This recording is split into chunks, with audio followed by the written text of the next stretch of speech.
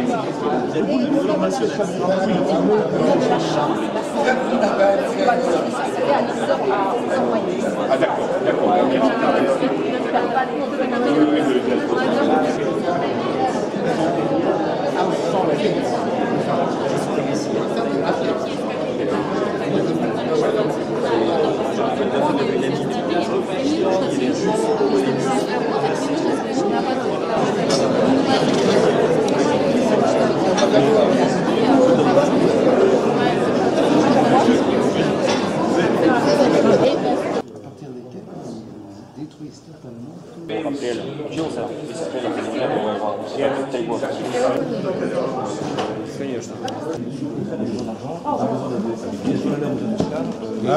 Messieurs, bonjour. Ah, très bien. C'est ceux qui pourraient remettre en cause le gouvernement. Les chiffres que je vous ai donnés.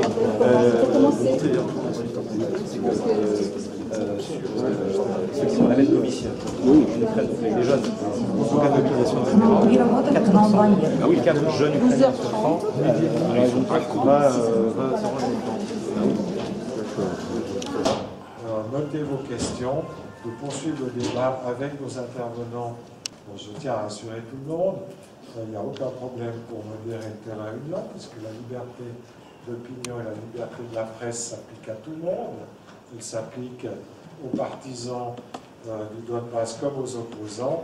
Et comme j'ai répondu, tout le monde est bienvenu, quel que soit l'avis qu'on puisse avoir sur les événements. Merci à tous de cette invitation, merci de votre présence. Je vais peut-être dire de quel point de vue je m'exprime et quelle est ma démarche. Le chercheur pour la paix n'est pas un idéaliste. Il a un idéal, mais il a les pieds sur terre. Il essaye d'avoir les pieds sur terre en tout cas, et il essaye de ne pas prendre ses désirs pour des réalités, parce que, comme vous savez, selon le proverbe, l'enfer est pavé de bonnes intentions. Donc, on va essayer de cadrer le problème, de le contextualiser dans le temps et dans l'espace. C'est un peu ce que je vais essayer de faire, n'étant pas spécialiste du Donbass, je suis plutôt là pour cadrer le contexte dans lequel sont intervenus les événements. Le plus longtemps possible, point 1. Point 2, pour garder la suprématie, il faut contrôler l'Eurasie. Point 3, si on veut contrôler l'Eurasie, il faut partir d'une analyse correcte des pays stratégiques. En Eurasie, je cite Brzezinski, il y a 5 puissances géostratégiques qui sont, en allant de l'ouest à l'est, la France, l'Allemagne, la Russie, la Chine et l'Inde. Il y a 5 pivots géopolitiques. Les pivots géopolitiques, ce sont les pays qu'on peut faire tomber d'un côté ou de l'autre à partir du moment où des blocs s'affrontent. Ces 5 pays-là sont la Turquie, l'Iran, l'Ukraine, l'Azerbaïdjan et la Corée. Notez bien tous ces points-là et confrontez cet agenda théorique avec l'agenda politique récurrent de l'actualité. Vous verrez qu'il est bien rare qu'aucun des 5 pays ne soit, à un moment ou à un autre, en haut de l'affiche de l'actualité. Une proposition de traité de sécurité pan-européen dont on n'a pas tenu compte en Europe. Tous les différents dirigeants de l'Union européenne lui ont dit « bye bye, tu ne nous intéresses pas, on va réfléchir, c'est trop compliqué ton truc ». J'ai un article du Monde qui explique que c'était trop compliqué. Bon. Donc, il y a eu des tentatives de la Russie de jeter des ponts avec l'Europe qui n'ont pas abouti. Alors maintenant, on en est où? Ben, on en est, je vais terminer par une dernière citation de mon ami Brzezinski. Enfin, je mets ami, il est décédé, donc il y a prescription, et on ne fait plus la guerre à des morts, mais j'en ai dit que du bien pour le moment, et je vais continuer parce qu'il est lucide. L'Europe, c'est du Brzezinski, l'Europe est la tête de pont géostratégique fondamentale de l'Amérique. Je saute 2 phrases, pour le dire sans détour. L'Europe de l'Ouest reste dans une large mesure un protectorat américain, et ses États rappellent ce qu'étaient jadis les vassaux et les tributaires des empires. C'est de M. Brzezinski, ce n'est pas de Wilkens, je vous prie de le croire. J'ai la page si vous doutez de la citation. Alors en conclusion, moi je crois comme chercheur pour la paix qu'on a 2 issues possibles. Et je citerai le titre d'un entretien donné par Henry Kissinger, qui n'est pas une colombe. La vie de Kissinger est faite de beaucoup de coups d'État et de coups tordus, mais en vieillissant, il est devenu un peu plus sage et il dit des choses plus intelligentes. Je vous invite à lire en anglais, dans le Spiegel Online, l'entretien qu'il a donné fin 2014-2015, qui s'appelle Do we achieve world order through chaos or insight? Ce qui se traduira en français par réalisons-nous l'ordre du monde par le chaos, la stratégie des néoconservateurs, ou par la perspicacité. Luhansk Oblast and parts of Donetsk Oblast under the Ukrainian government control, but some under LNR and DNR, and violence continues in this region. There are regular sharings happening on both sides, and that's one thing that I wanted to underscore. There are killings, shootings happening on both sides. So on the one hand, the Ukrainian army tries to advance or hold its position and maintain control over the Ukraine-controlled territory. And from the LNR and DNR, the Russian troops about the number of casualties on the Ukrainian side, about the number of Ukrainian soldiers killed, but the Russian government systematically denies it's primarily done by the Ukrainian civic activists or a handful of Russian civic activists who, once they capture Russian soldiers, release the information. 2014. Donc je rappellerai quand même que l'Ukraine, donc dans ses frontières, n'existe que depuis 1945, dans ses frontières actuelles que depuis 1945, puisque c'est en 1945, par exemple, que l'Ukraine transcarpatique a été rajoutée à l'Ukraine, la République soviétique à l'époque d'Ukraine, que pour ce qui est de la Galicie orientale, certes au Moyen-Âge elle a fait partie de la Ruthénie médiévale avec l'Ukraine, mais aussi avec la Russie et la Biélorussie actuelle, et que par la suite la Galicie orientale a fait partie de la Pologne, de l'Autriche, de nouveau de la Pologne, avant d'être officiellement rattachée à l'Union soviétique et donc à l'Ukraine soviétique en 1939. Pour la Bucovine, elle a fait partie de la Moldavie et de l'Autriche avant de rejoindre en 1939, là aussi, l'Ukraine soviétique. Pour ce qui est de ce qu'on appelle l'Ukraine centrale, même cette Ukraine centrale doit être divisée en deux zones, en fait, historiquement, puisque nous avons la rive droite qui est russe depuis 1792 ou 1795, mais avec une noblesse largement polonaise dominante auprès de la population paysanne jusqu'en 1917 et pour la Volhynie jusqu'en 1939. Tandis que la rive gauche, avec la ville de Kiev, a été russe depuis le XVIIe siècle, avec une noblesse d'origine ukrainienne, cosaque ou russe, pour donc cette rive gauche. Pour ce qui est de l'Ukraine méridionale, qui a été appelée à un autre moment de l'histoire la Nouvelle-Russie, il faut rappeler que ce territoire a été ottoman jusqu'au XVIIIe siècle. Il était habité, si je peux dire, par des populations nomades à ce moment-là, et c'est à partir du XVIIIe siècle qu'il est colonisé dans le cadre de la Russie, par des populations qui sont d'origines différentes. Les documents historiques le prouvent. Je cite les origines des populations de cette Ukraine méridionale, qui est véritablement un creuset ethnique, puisqu'on y trouve des populations venues d'Ukraine, de Russie, des Juifs, des Grecs, des Allemands, des Tatars, des Italiens, des Polonais, des Serbes, des Bulgares, et bien d'autres.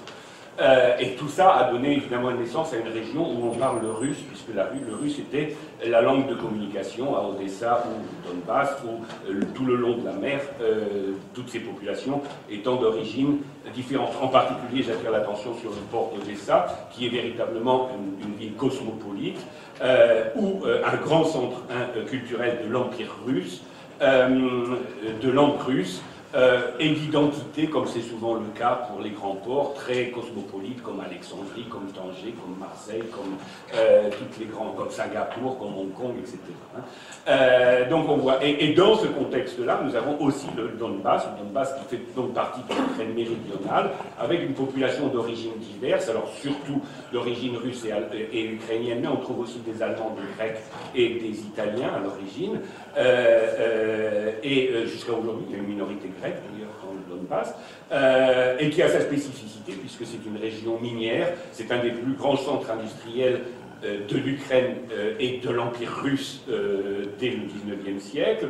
C'est une économie basée sur le charbon et l'acier, avec toutes les caractéristiques sociologiques que l'on connaît dans les régions minières, que l'on trouve en Europe occidentale aussi, la Ruhr, le nord de la France, la Silésie, etc. Avec donc une classe ouvrière très nombreuse, forcément des idéologies très socialistes, donc assez différentes du reste de l'Ukraine, et je dirais une population d'origine ethnique mélangée, et le phénomène évidemment s'est renforcé, ce phénomène au cours de la Seconde Guerre mondiale, puisque quand même le Donbass a été un des piliers de la résistance anti-nazie et du mouvement de partisans soviétiques, ce qui allait à l'encontre évidemment des tendances politiques qu'on trouvait au même moment dans l'Ukraine occidentale. À cela, il faut rajouter aussi en Ukraine des clivages religieux historiques. Alors il y a bien sûr l'église gréco-catholique d'une part, mais il y a l'orthodoxie, mais quand on dit l'orthodoxie, il y a 3 églises orthodoxes en Ukraine, des églises pro-ukrainiennes et une église pro-russe.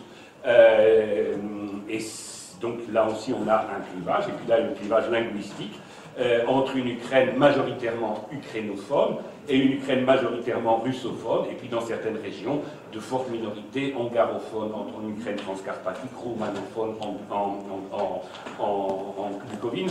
Ce qui est important parce que la loi actuelle que le Parlement ukrainien vient de voter imposant l'ukrainien rencontre l'opposition non seulement des russophones, mais aussi de la Hongrie et de la Roumanie, il faut le dire, qui sont quand même des pays de l'Union européenne. Donc on a véritablement un ensemble de problèmes qui viennent de l'histoire, et il faut dire que les frontières de l'Ukraine actuelle sont effectivement, grosso modo, les frontières que les soviétiques donnent à l'Ukraine selon les revendications des nationalistes. Mais, et c'est là évidemment le paradoxe, parce qu'on peut dire que c'est un compromis de fait, c'est-à-dire grosso modo les soviétiques ont donné à l'Ukraine ce que les nationalistes souhaitaient en échange de l'appartenance à une fédération, l'Union soviétique, qui assurait une coexistence entre fait national territorial ukrainien et langue russe comme langue de communication interethnique. Et c'est ce compromis, certes bancal, qui va fonctionner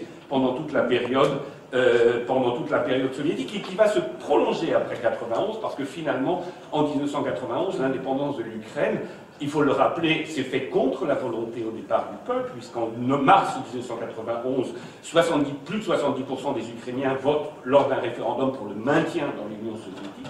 On oublie ce référendum de mars 1991, qui s'est déroulé dans toute l'Union soviétique, mais en particulier en Ukraine, et référendum dont personne n'a contesté la validité démocratique.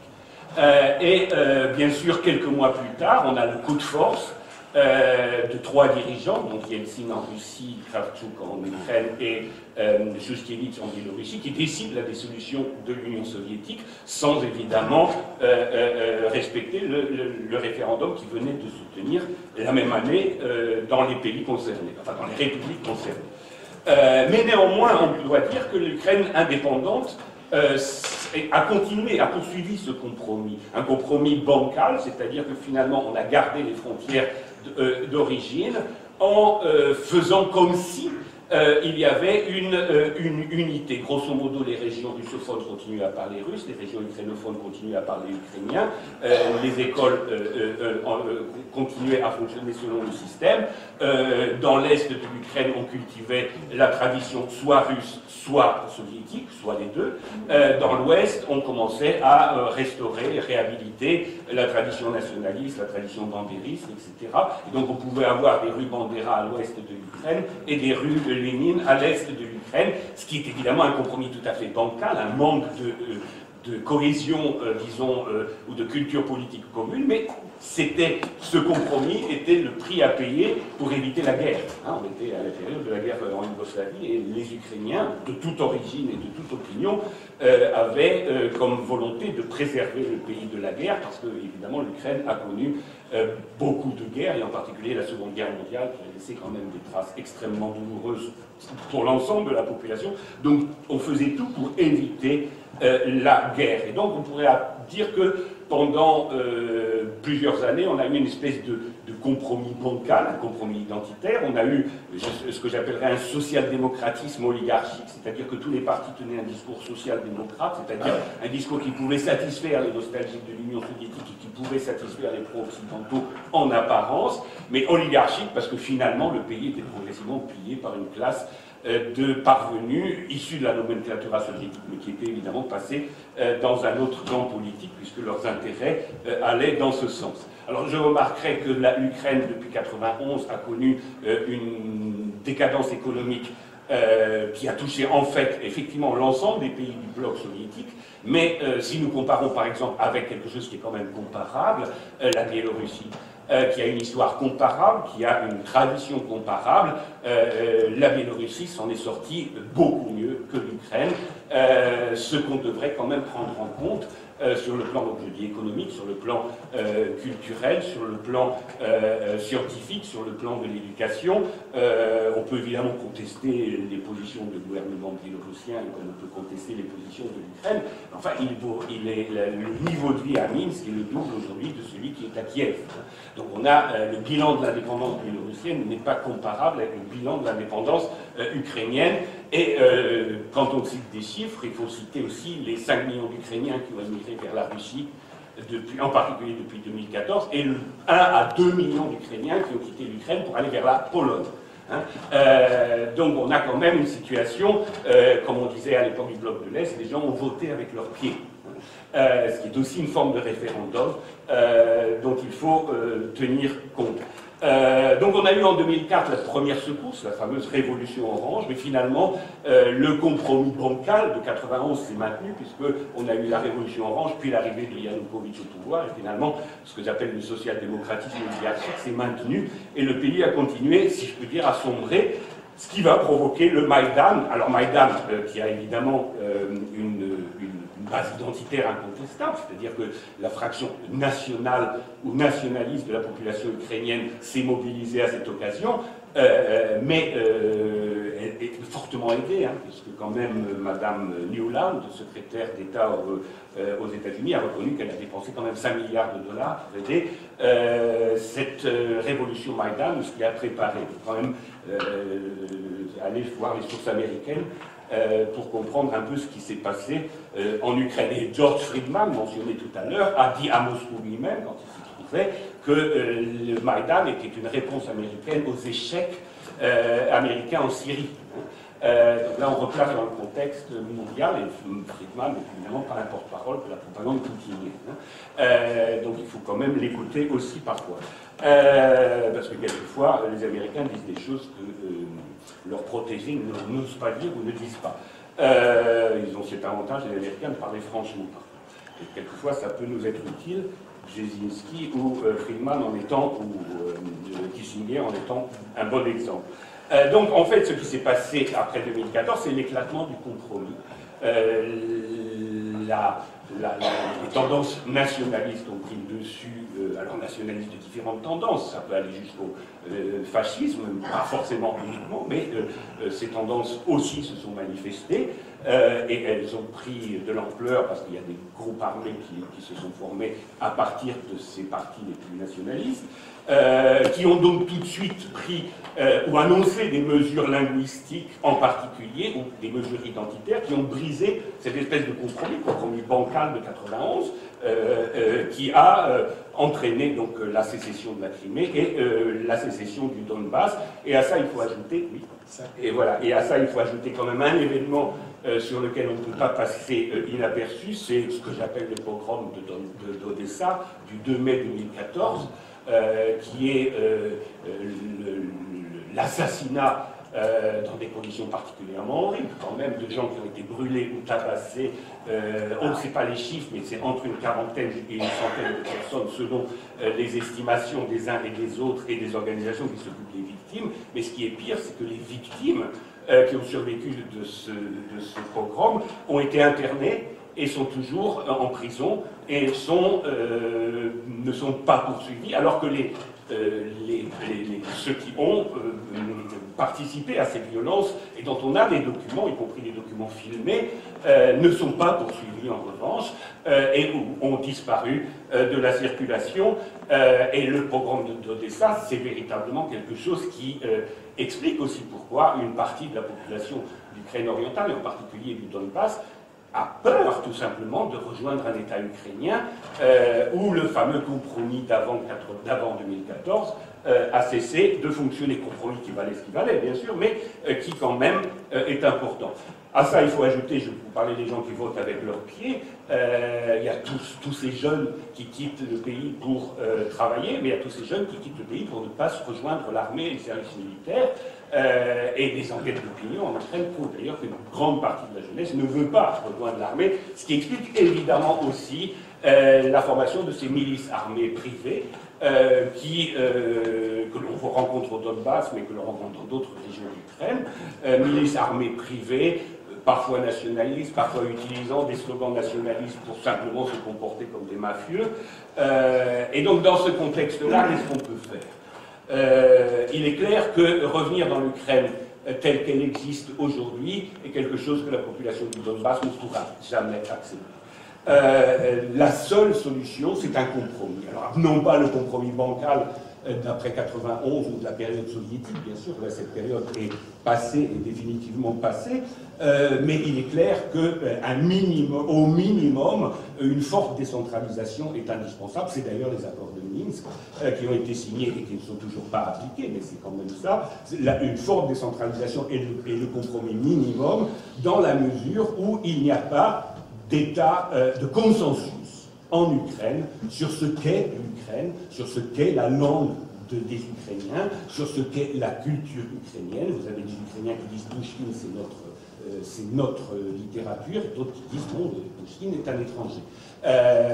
C'est quelque chose qui est réel. L'opéra d'Odessa ne fonctionne pas comme l'opéra de Lviv. C'est pas les mêmes pièces, c'est pas le même imaginaire. Ce sont des faits, et ces faits doivent être pris en compte.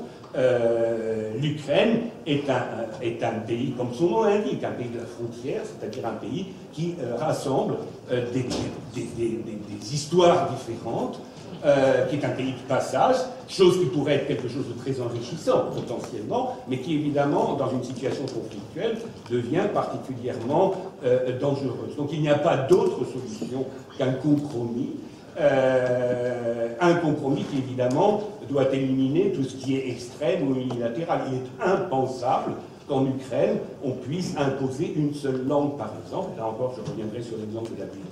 La Biélorussie a maintenu son indépendance. On peut penser ce qu'on veut du gouvernement de Minsk, mais elle a maintenu son indépendance. Elle est bilingue. Le fait d'avoir la langue russe comme langue officielle en Biélorussie n'enlève pas à la Biélorussie son indépendance. Et les querelles assez fréquentes entre le président Loukachenko et Poutine montrent bien que Minsk n'est pas un protectorat russe, quoi qu'on en dise, mais qu'en même temps, le bilinguisme en soi n'empêche pas l'indépendance. L'indépendance de l'Irlande est réelle. La langue anglaise est bien une des deux langues officielles de l'Irlande.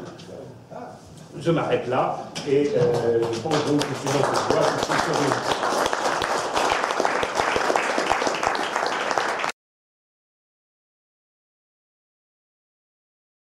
Il pourra venir que d'un compromis entre Américains et Russes. M. Danis a bien situé un peu la problématique. Donc, passons par Cécile Fouet-Petit. Je lui laisse la parole, M. Pogrebinski, s'il vous plaît. Il va parler russe. Merci beaucoup. Но буду говорить по-русски.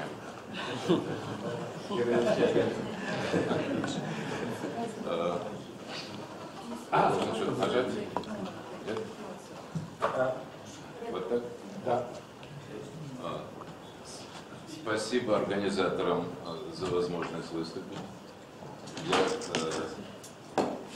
тут себя в каком-то двойственной роли оказался. С одной стороны, интересно было бы обсудить выступления неукраинских коллег, которые касались истории, позиции там, выдающихся деятелей политической науки.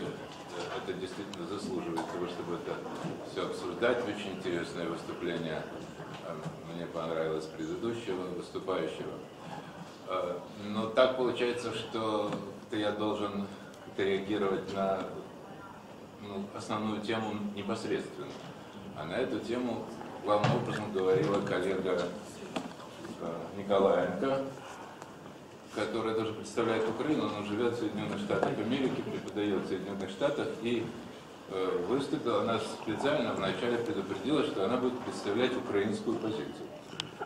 Я бы просто хотел уточнить, что это позиция украинского руководства нынешнего и всех, без исключения, основных средств массовой информации украинских, которые занимаются как бы пропагандой такой же, как занимаются российские средства массовой информации, да еще похлеще. Поэтому как бы оспаривать позиции Николаенко в том, что такие, которые было бы очень легко показать, что неправда. Но я считаю, что это я стал заниматься контрпропагандой. Я не хочу этого делать. Я хочу обратить ваше внимание на, прежде всего на то, что Донбасс, да и вся Украина переживает совершенно.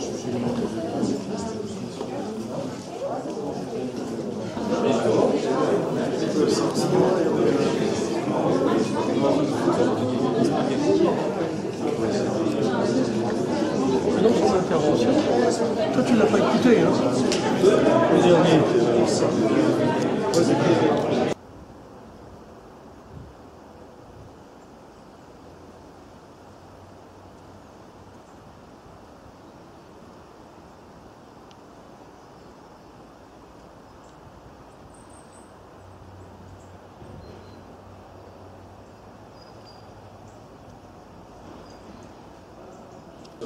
Ça paraît,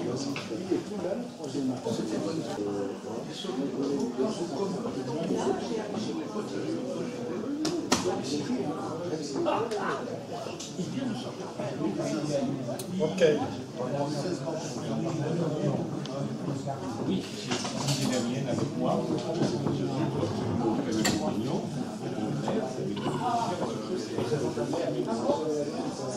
Oui. Voilà. Oui, c'est pourquoi vous avez moi, c'est quoi de... Non mais moi je vous ai dit que je voulais en 15 ans comme ça ne permettra d'aborder la chose pour voir. Mais oui, mais nous asseoir là. L'après-midi en 3 parties.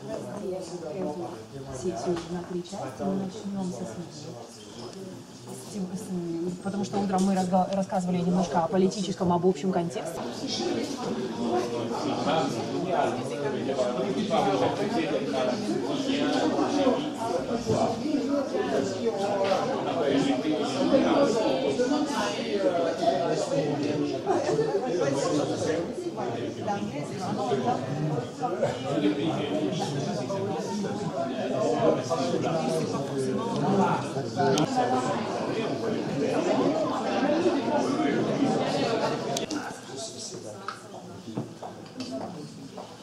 Et puis,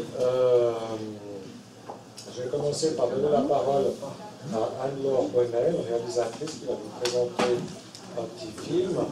Et puis ensuite, on aura 2 témoignages de Anna. J'ai ensuite été très étonnée de découvrir un discours de Poroshenko en préparant mon voyage, qui m'a énormément surprise parce que je n'avais pas l'habitude de l'entendre également sous cet angle dans les médias français. En gros, avant de partir dans le Donbass, je vais faire très simple, j'avais une version non pas manichéenne parce que je sais que dans la politique, il n'y a pas de grands gentils et de grands méchants, mais en tout cas, j'étais quelque peu influencée par les sources d'informations qui m'étaient données de voir. Donc je m'étais dit, bon, là les Russes, visiblement, ils déconnent grave. Et je tombe sur cet extrait qui me laisse très troublée. Donc le 23 octobre en 2014, le nouveau président Poroshenko tomber le masque dans un discours à Odessa, expliquant à la population comment il prévoyait de mater cette insurrection. Je pense que cet extrait va vous parler, d'ailleurs il ouvre mon film. Тому що у нас робота буде, у них немає.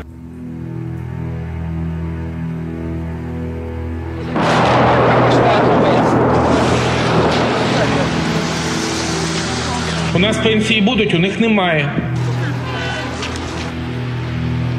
У нас діти підуть до школи, до дитячих садків. У них вони будуть сидіти в підвалах. Сколько времени вы живете здесь? 7 месяцев.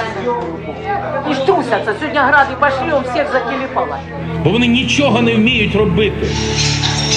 Пытаюсь спустить эту гарну, чтобы не гореть, чтобы не выпрыгивать. Не просто так растаскивали, били, сбивали, не насилие. І так, і саме так ми виграємо цю війну.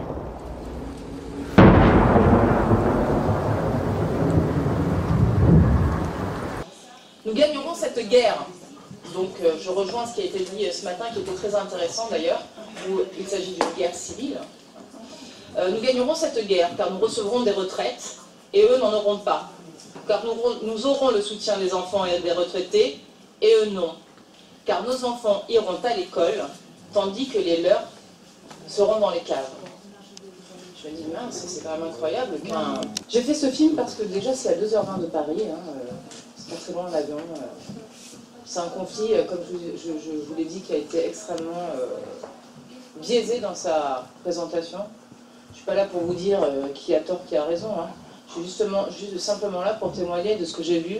Ce pas des terroristes qui sont en train d'être explosés sous des bombes. J'ai visité des hôpitaux où il n'y a plus rien, il n'y a plus de médicaments.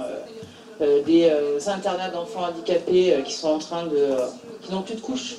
On rentre à l'intérieur, ça sent la pisse. Et la dame me dit, mais... Et moi, comme une bonne petite parisienne qui arrive là-bas, je me dis, oh là là, c'est plus... Ah oui, parce qu'on s'y fait pas la guerre. Tant qu'on n'a pas vu le sang et la guerre, on a du mal à se dire que c'est possible. C'est difficile de rendre l'esprit acceptable l'inacceptable, donc on ne veut pas y croire. Tout un tas des plus pauvres, hein, comme d'habitude, de toute façon c'est toujours les plus pauvres qui payent, à l'abandon et dans une misère humanitaire sans nom. Alors est-ce qu'un gouvernement, moi je m'adresserais bien à Poroshenko, est-ce qu'un gouvernement a le droit? Alors en Europe il paraît qu'on n'a pas le droit de faire ça. Mais je ne sais pas. Moi, maintenant, tout me semble trouble depuis que je suis revenue du Donbass. Mais en Europe, on n'a pas le droit de bombarder sa propre population, par exemple. Et je crois que là, c'est vraiment le Poroshenko qui bombarde le Donbass et pas les Russes. Donc la question que j'aimerais vous poser, j'ai écrit parce que vu que je ne suis pas une pro du sujet, il ne faut pas que je me plante, sinon je vais me faire attraper par tous les pros ukrainiens qui sont dans la salle et je vous attends. C'est normal, hein, on est là pour défendre des points de vue. Donc un gouvernement a-t-il le droit de bombarder sa population? C'est une question que je me pose de façon extrêmement... Enfin, il n'y a pas de piège. Hein, voilà, moi, c'est ce que, en sortant de l'expérience du Donbass, c'est ce qui m'habite. De la priver de ses droits sociaux en cessant le versement des retraites et des salaires des fonctionnaires, y compris des médecins. Je crois qu'on va arrêter. Et on va s'arrêter là. Juste une question. Ouais. Vous passez votre film, comment ça s'est passé? Vous avez pu le distribuer, le diffuser? Donc mon film, je suis allée voir France Télévisions avec qui je travaille, parce que je fais pas mal de projets avec eux, je travaille avec de très grosses entreprises françaises. Tout le monde m'a dit que j'étais complètement folle d'aller là-bas. France Télévisions m'a dit, écoute alors, on veut bien prendre ton film et tu vas nous rajouter une petite voix off. Oh là là, c'est vraiment terrible ce que tu as vu. Et est-ce que tu as vu des soldats américains? Et est-ce que tu peux décrire ce que ça fait pour une jeune femme qui habite Paris, qui est un peu bobo? Bon bref, c'était pas du tout le même film en gros, vous voyez. On m'a demandé de faire un bonbon qui aurait pu être... Mais non, mais c'est une réalité. C'est une réalité, voilà ce que France Télévisions voulait. J'ai pas accepté, j'en paye le prix cher. Mon film, dès qu'il est sorti, alors il a pu se faire grâce à Film Factory, qui est la plus grosse boîte de prod, avec Titra Film également, française de post-prod, qui fait tous les plus grands succès internationaux, et qui m'a dit, quand eux ont vu les images, ils m'ont dit, alors on va tout te faire gratuitement. On va t'aider. Parce qu'il y a de la post-prod derrière, il faut monter le film, etc. Ça coûte très cher. Ils l'ont fait, le film quand il est sorti, je l'ai sorti en cachette parce que je craignais d'avoir un peu des pressions de tous bords. Il a été tout de suite pris dans 2 festivals, donc Amnesty et Alès, qui sont des festivals internationaux. J'ai eu la presse avec moi, les Saint-Roch, Nice Matin, j'ai fait la une de France Culture, et puis du jour au lendemain, plus personne n'a parlé du film. Blackout. Je n'avais pas d'explication instituée. Je sais que la presse a été dithyrambique et puis 3 semaines après, Donbass a disparu des ondes. Voilà. Здравствуйте, я приехала к вам из Донецкой области, город Горловка, я живу на Донбассе. Bonjour, je viens de la ville de Gorlovka, j'habite à Donbass. Я приехала как живой свидетель, прошедший на себе все тяготы войны. Je suis arrivé comme un témoin vivant qui a vécu sur ma peau toutes les difficultés de la guerre. Весь этот период времени на данный момент Горловка сейчас это самая горячая точка боевых столкновений. Pendant toute cette période et jusqu'à présent, Gorlovka c'est un endroit où le plus chaud des confrontations militaires. Горловка, c'est là qu'elle est née. Для меня военные действия начались конкретно в моем городе 11 июня 2014 года.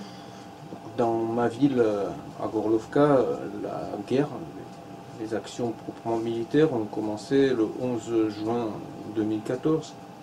До этого весь этот ужас мы смотрели по телевизору, как горит Славянск в огне, Донецк. Avant, nous n'avons vu qu'à la télé toute cette horreur, comment à Slaviansk, à Donetsk, tout était en flammes. Но физически мы не могли психологически воспринять происходящее, пока не услышали все своими ушами в своем городе. Mais avant que ça n'arrive chez nous, on ne pouvait pas encore imaginer tout cela en réalité. 11 июня 2014 года над моим домом очень низко заходил самолет. Le 11 juin 2014, au-dessus de ma maison, il y avait un avion qui est passé très bas.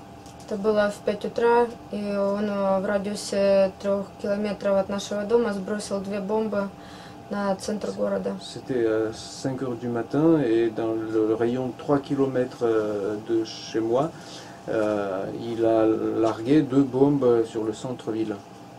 Не задумываясь, я сонных детей посадила в машину, в чем были одеты, даже не закрывая гараж-сарай, мы бросили все и уехали в течение 40 минут. Sans avoir même réfléchi, j'ai pris mes enfants comme ils étaient, habillés comme ils étaient, et au bout de 40 minutes, on n'a même pas fermé le garage, la maison, on s'est enfui en voiture. Я сдала все украшения, которые на мне были одеты, в ломбард, чтобы было за что выехать, и мы бежали в Крым. J'ai mis au lombard, c'est comment en français, enfin, tous les bijoux que j'avais sur moi pour avoir des moyens pour partir. Au prêteur, voilà. Et nous sommes partis en Crimée. На тот момент мне казалось, что это просто теракт с целью испугать население, и это через неделю закончится. À ce moment, j'imaginais que c'était plutôt une sorte d'action terroriste pour terroriser la population et que ça allait se terminer au bout d'une semaine. Я была уверена, что через неделю вернусь домой. J'étais sûr qu'au bout d'une semaine, j'allais retourner chez moi. Но через неделю я поняла, что это начало ада на земле. Mais au bout d'une semaine, j'ai compris que c'était le début de l'enfer sur terre. Начались непрерывные авианалеты на мой город. Les attaques de l'aviation sur la ville ne cessaient plus. И Горловку окружила пришедшая национальная гвардия, украинская армия. Le Gorlovka a été encerclé par la garde nationale et l'armée ukrainienne. И город начали расстреливать из тяжелых залпового урагана, из тяжелой артиллерии. Et la ville a été pilonnée avec de l'artillerie lourde. Это был самым тяжелым периодом военных действий. c'était la période la plus dure des affrontements militaires. И большая часть погибших была именно в этот период. C'est pendant cette période qu'il y a eu le plus grand nombre de morts. Люди в панике пытались спастись, эвакуироваться из города. Были многосуточные очереди на украинских блокпостах. Люди бежали, спасая свои жизни в автомобилях, целыми автобусами. Donc les gens fuyaient en panique. Il y avait des queues énormes de voitures sur les points de passage vers toutes les frontières, y compris vers l'Ukraine. В этот период украинская армия, как в тире, расстреливала эти многочисленные очереди на блокпостах. Pendant que l'armée souvent tirait comme sur ces longues queues de voitures qui se trouvaient sur les routes en train de se faire contrôler. Но самое страшное наступило потом. Oui. Mais le pire est arrivé après. Официальный Киев узаконил блокаду Донбасса, поставив на грань выживания 4 миллиона людей. Le pouvoir officiel à Kiev a légitimé le blocus et la guerre au Donbass en mettant en péril la vie de 4 millions de personnes. Нас лишили электроэнергии, газа и воды. On a été privé de l'électricité, de l'eau et de gaz. Был парализован транспорт. Le transport a été paralysé. Большая часть города бежала, остальная спустилась жить в подвалы. La plupart des gens de la ville se sont enfuis et ceux qui restaient sont descendus dans les caves pour vivre. В связи с тем, что были мощнейшие авианалеты, они разрушали целенаправленно инфраструктуру города. Bon, les attaques aériennes de façon ciblée détruisaient les infrastructures de la ville. Расстреливали густонаселенные кварталы, церкви. En particulier, ils tiraient sur les quartiers denses, avec une population dense, sur des églises, sur des endroits fréquentés. Многоэтажные больницы, детские поликлиники тоже были расстреляны. Il y avait aux hôpitaux plusieurs étages, les polycliniques d'enfants, tout ça, ça n'a pas été épargné. Но самое страшное, пытаясь сломить психику горловчан, украинская армия расстреливала школы, детские сады, пытаясь воздействовать на людей через их детей. Et le pire, c'était que pour influencer pour la population, ils tiraient sur les écoles, enfin c'était l'armée ukrainienne, les assiégeants tiraient sur les écoles et les maternelles, comme ça, enfin la population avait peur aussi à travers leurs propres enfants. Все делалось для того, чтобы люди бежали, оставив свои дома, освободили территорию и обратились в бегство с собственного региона. Voilà, le but apparemment était que les gens s'en aillent, qu'ils prennent peur, qu'ils dégagent et qu'ils laissent le secteur, la région vide. Это сработало, потому как в моем регионе погибло больше 125 детей, и это в основном было в этот период. Et ça a marché apparemment parce que dans ma région, il y a plus de 125 enfants qui sont morts pendant cette période. Многие дети погибали прямо в зданиях школ и детских садов при разрушениях и обстрелах. Il y en a beaucoup qui ont péri dans les décombres, dans les écoles même, pendant les bombardements. 70% города было эвакуировано, выехали, потому что не было продуктов, закрыты магазины были. 70% de la ville a été désertée parce que voilà, finalement il n'y avait pas, les magasins étaient fermés, et il n'y avait pas moyen de se nourrir. Не поставлялись медикаменты, невозможно было выходить на улицу. On ne pouvait pas sortir dehors, il n'y avait pas de médicaments. Это был очень страшный период, он продолжался более 4 месяцев, это жесточайшие обстрелы ежедневные. Cette horrible période avec les pilonnements quotidiens a duré à peu près 4 mois. Геноцид наблюдался не только по физическому, но и по религиозному признаку, потому что жесточайшие обстрелы происходили именно в период праздников, православных, христианских праздников. Были обстрелы по церквям. Oui, il y avait même les actions d'agression, de tir pendant les fêtes religieuses. Donc il y avait une sorte de génocide non seulement physique sur le national, mais aussi religieux, parce que c'était les fêtes religieuses où les gens se massaient autour dans les églises, où il y avait des tirs dessus. В сентябре 2014 года были подписаны Минские соглашения, и мы поверили в то, что война окончена после тяжелейших боевых столкновений. En septembre 2014, il y a eu des accords de Minsk et nous, on a commencé à croire que la guerre allait se terminer après tous ces très lourds affrontements. Я с детьми вернулась домой из Крыма. Je suis rentré chez moi avec mes enfants. Поскольку физически уже не было денег оставаться там и не было возможности работать. Et on n'avait pas de travail ni d'argent pour y rester de toute façon. Маленькому сыну было 1,5 года, а девочке 9.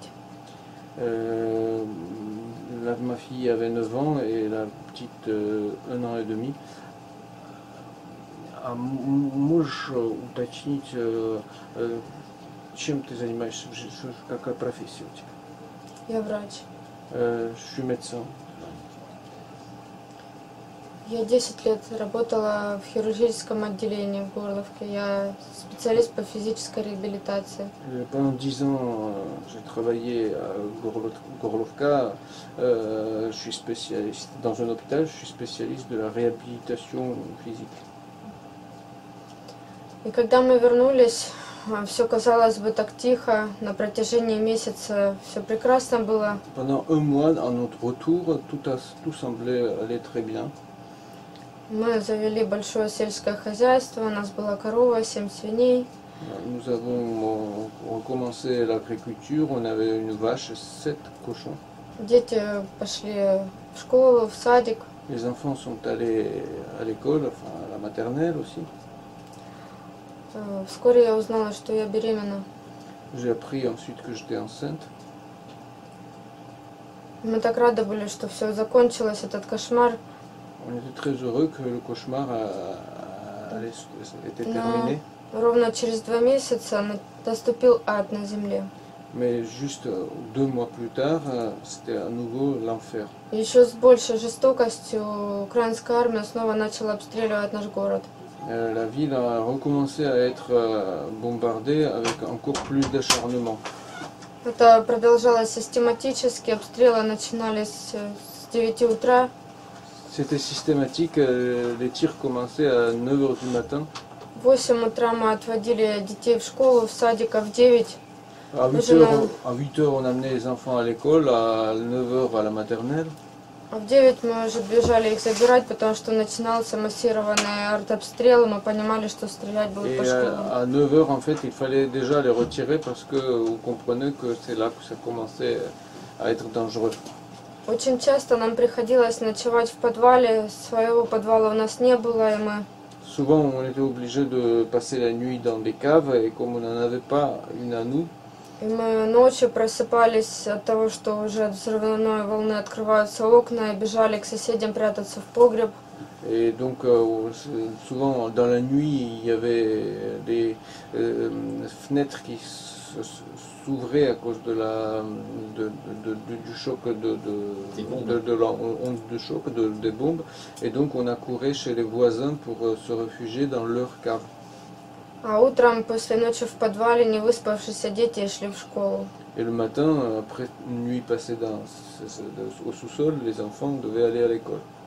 У каждого из них в рюкзаках школьных была инструкция, как вести себя при артиллерийском обстреле.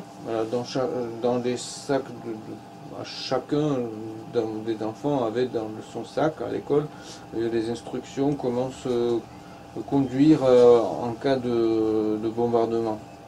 На груди были прикреплены бейджи с со всеми данными, с группой крови, фамилией, именем. Et ils avaient des badges avec toutes les données, groupe sanguin, adresse, nom. Без таких бэджей в школу не пускали. Это делалось для того, чтобы легко было опознать тела при обстреле, либо оказать помощь тем, кто без сознания. Sans des badges, on ne laissait même pas entrer à l'école, enfin, passer à l'école des enfants parce que c'était indispensable pour, au cas où, identifier les victimes ou leur apporter pour le premier secours.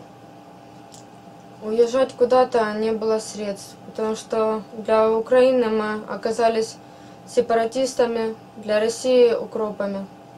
Donc on pouvait partir nulle part, on n'avait pas de moyens, et pour les Ukrainiens on se retrouvait être les séparatistes, alors que pour les Russes on se retrouvait être les Ukrainiens. И мы понимали, если все покинут город, то он обязательно будет разрушен. Et on comprenait que si tout le monde quitte la ville, ben, elle va être rasée tout simplement. И вернуться уже будет некуда. Et il n'y aura plus où rentrer. Но каждый день мы жили с мыслью, что это последний день войны. Mais à chaque jour, on avait l'espoir que c'était le dernier jour de la guerre. Практически всю зиму дети болели воспалением легких, потому что из теплой постели приходилось спускаться в холодные погреба. Et tout l'hiver, quasiment tout l'hiver, les enfants avaient des pneumonies parce que il fallait descendre du lit chaud dans les caves froides. У меня не было возможности стать в больнице на учет по беременности, потому что обстреливали больницы, я боялась приезжать туда. Il n'y avait pas le moyen de s'immatriculer, s'enregistrer dans l'hôpital en tant qu'enfant enceinte parce que ça craignait de sortir et d'aller à l'hôpital. Однажды я у Кати спросила, в школу у них ходила девочка на костылях, я спросила, что с ней случилось. J'ai demandé un jour à Katia, sa fille, donc, qu'est-ce qui est arrivé à la camarade de classe à l'école qui avait des béquilles. И она сказала, что когда резко наступил обстрел, она до такой степени, эта девочка испугалась, что мимо лестницы прыгнула в погреб и сломала обе ноги. Elle a dit que cette fillette, quand un bombardement commençait, a eu à un moment donné tellement peur qu'elle a sauté dans la cave à côté de l'escalier, donc s'est cassé les deux jambes. Когда у детей были праздники, торт, свечи, нужно было загадывать желания. Не просили игрушки, просили, чтобы не стреляли. Les enfants, quand ils avaient les fêtes, il y avait des vœux à faire, enfin les anniversaires, il y avait des vœux à faire. Les enfants ne demandaient plus jamais de jouer, ils demandaient que la guerre cesse. У большей части детей была психическая травма. La plupart des enfants ont eu des traumatismes psychiques. Дети боялись незначительных даже звуков. Et même les faibles bruits faisaient peur aux enfants. 12 мая я родила младшую дочь Милану. 13 mai, j'ai eu une fille cadette, Milana. И уже заключили очередные Минские соглашения. Мы снова поверили, что это конец. Стало вроде бы тише. Et il y a eu à ce moment-là les nouveaux accords de Minsk. À nouveau, on a eu l'espoir et les actions militaires ont diminué. Катя даже смогла возобновить свои занятия в воскресной школе, в театре, в модельной студии. Katia a même pu recommencer d'aller aux ateliers de dimanche dans le studio de théâtre.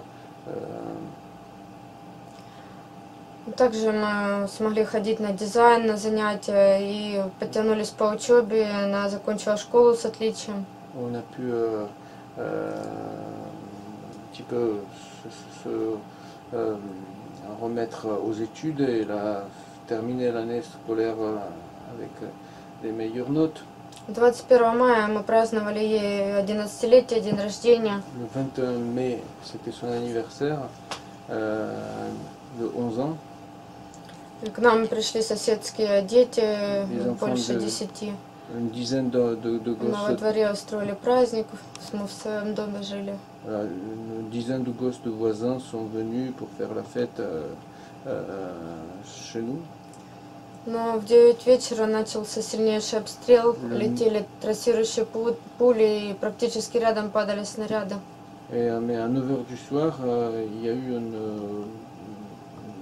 bombardement avec des balles traçantes également. Et tout ça passait tout près. Дети с криками в ужасе разбегались, спрятались кто куда. Les enfants sont cachés où ils pouvaient. 2 мая был последний день занятий, и мы собирались уехать. Le 26 mai, l'école s'est terminée, c'était le dernier jour de l'école et on allait partir, on a décidé de partir. Мы планировали сходить на линейку на последний звонок и уезжать куда-то, уезжать на лето.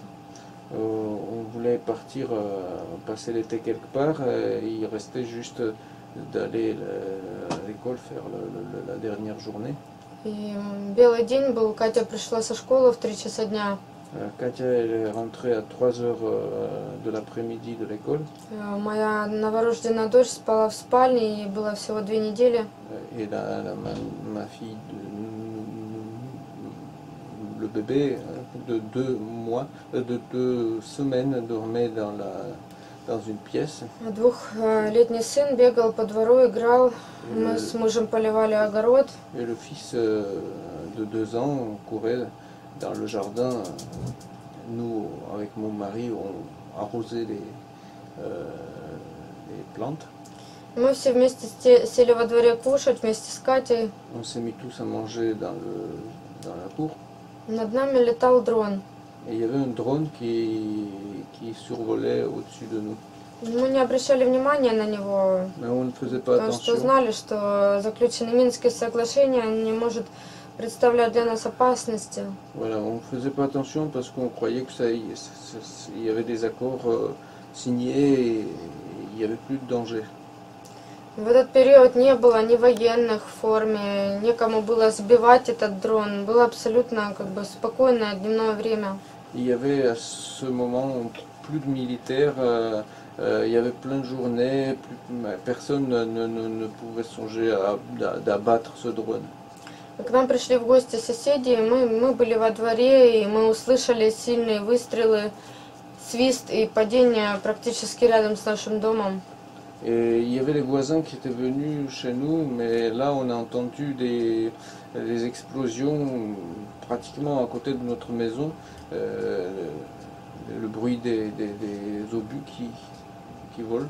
И все начали бежать, я попросила мужа завести детей в дом.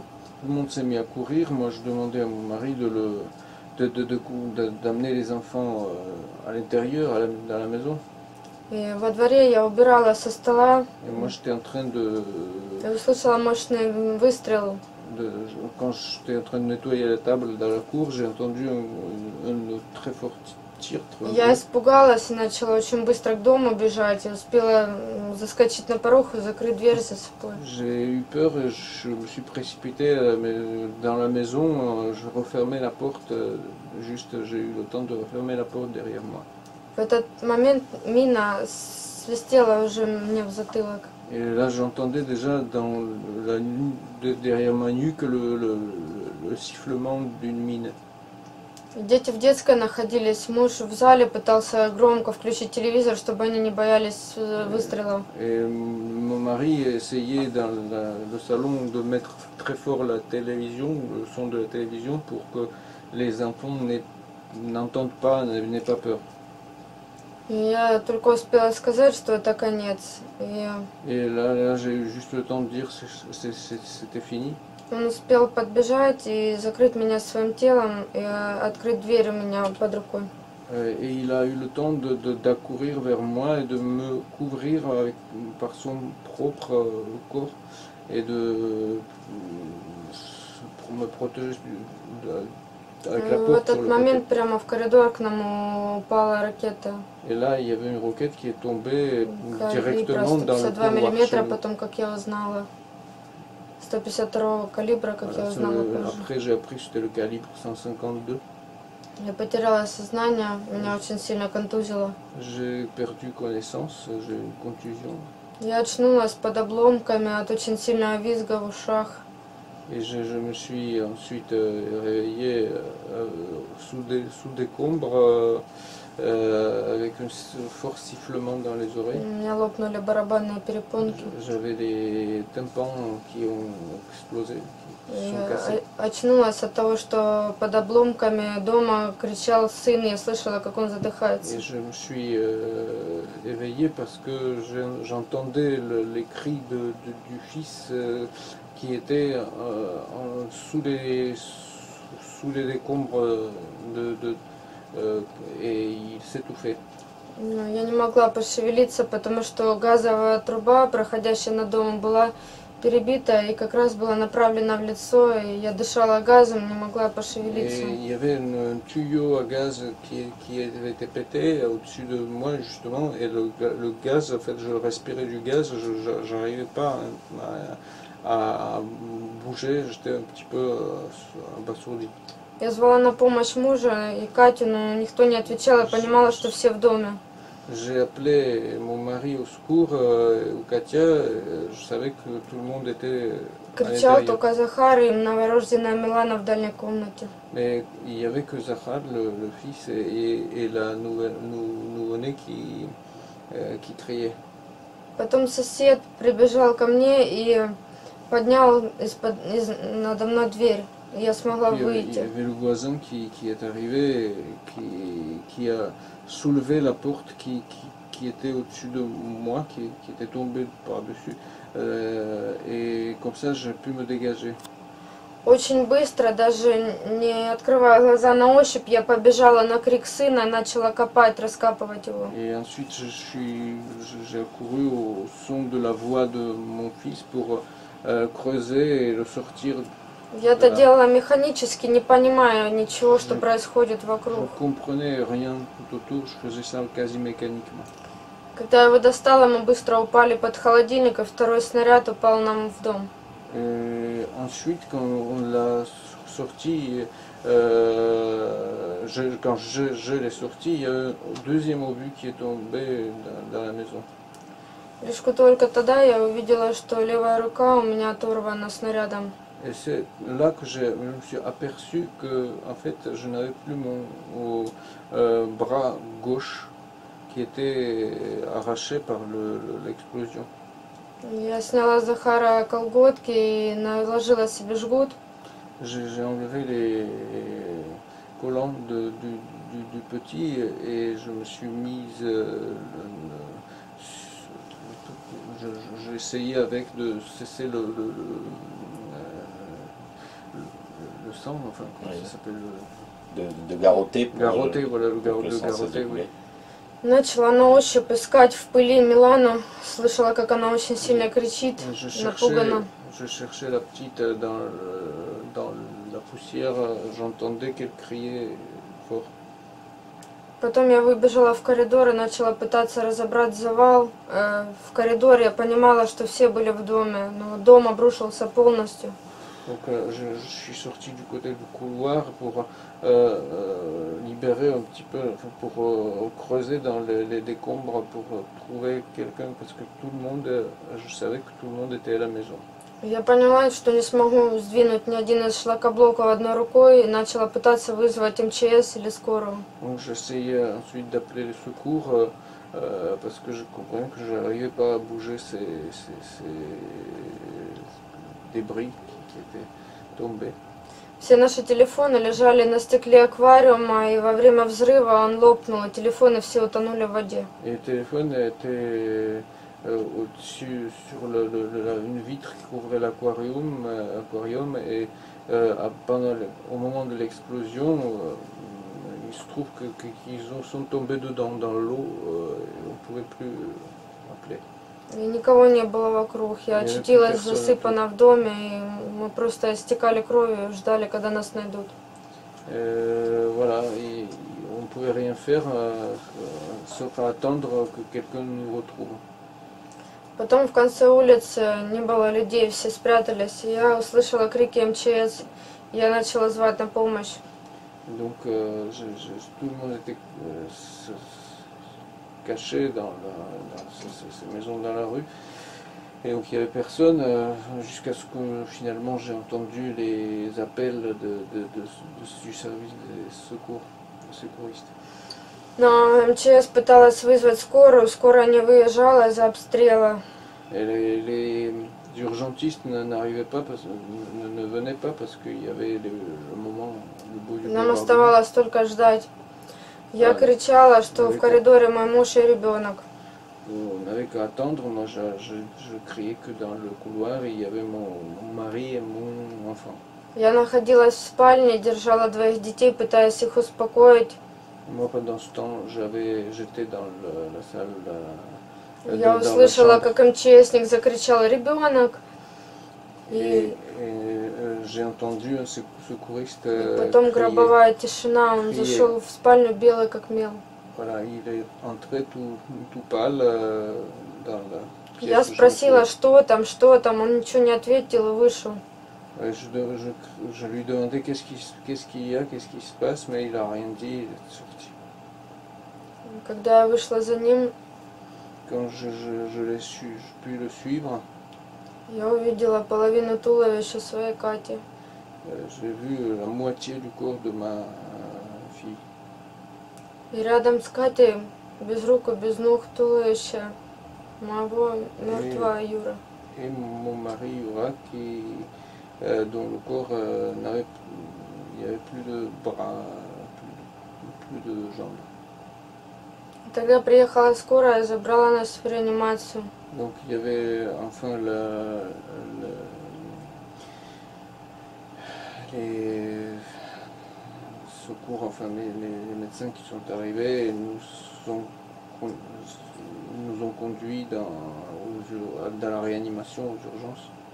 У Захара были очень сильно обожжены глаза, и ему сделали много операций из-за осколочных ранений, плечи, спину. Donc Zahar, il avait des brûlures aux yeux et il a plusieurs lésions. Он получил инвалидность в результате Finalement, il a eu une validité очень тяжелую психическую травму. et un traumatisme psychique. Милана получила тоже осколочное ранение, мне ампутировали левую руку. Moi, Milana, elle a eu aussi une blessure, alors que moi, j'ai été amputé de mon bras. По украинским новостям в связи с этим не было ни единого ролика. Ouais, enfin, à la télévision ukrainienne, évidemment, ils n'ont rien montré à ce sujet. Позже, когда начали поступать видео, снятые очевидцами о моей семье, это было обнародовано так, как будто бы это смонтированное видео, несуществующий дом, и я хорошо говорящая, загримированная актриса. Ensuite, quand il y avait les témoins qui ont sorti les vidéos qui me concernaient, ça a été il a été dit sur les médias, les réseaux, que moi j'étais une actrice qui joue bien son rôle et qu'en réalité cette histoire-là n'a pas existé. Ни единого слова соболезнования от правительства, Il n'y avait pas un seul mot никакой помощи. Condoléances ou aide de la part du gouvernement. В этот день погибла не только моя семья, еще были погибшие, много раненых. À ce jour, il y avait beaucoup d'autres blessés et morts. Еще несколько дней был очень сильный массивный обстрел. Et encore plusieurs jours, il y a eu un pilonnement assez massif. Батальон «Ангелы» с Алексеем Смирновым принял решение приехать в больницу, забрать меня и под обстрелом вывезти в Донецкую областную травматологию. Et donc moi j'étais par une unité militaire, en fait de milice finalement, j'ai été transporté finalement à Donetsk dans la section traumatologique. И позже я тоже через месяц там попала под сильный обстрел вместе с детьми. Un mois plus tard, là-bas aussi, je suis tombé dans sous un bombardement avec les enfants. Еще целый год мы продолжали жить в Донецке, потому что дом был разрушен до фундамента. Нам помогали снимать квартиру. Pendant un an, j'ai dû rester encore à Donetsk parce que notre maison a été détruite, rasée complètement. Donc il y avait les gens qui nous aidaient pour louer un appartement.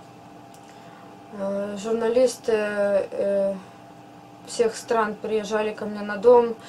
Обстрел фиксировался ООН, Il y a plein de ОБСЕ. journalistes qui venaient chez moi.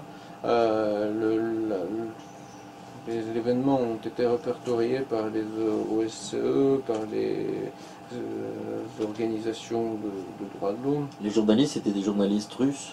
Это были русские Это журналисты. был Грэм Филлипс, англичанин. Грэм Филлипс, был Техас, Рассел Бентли из штата Техас. Это были итальянские журналисты. Очень много российских телеканалов. Очень. Из Санкт-Петербурга, из Москвы, Russia Today. Петербург, Москву, РТ. Но ни единого слова на украинских телеканалах. Mais sur les chaînes russes, il n'y avait pas un seul mot. Там абсолютно никто ничего не знал о том, что произошло с моей En семьей. Ukraine, personne ne savait ce qui est arrivé à ma famille.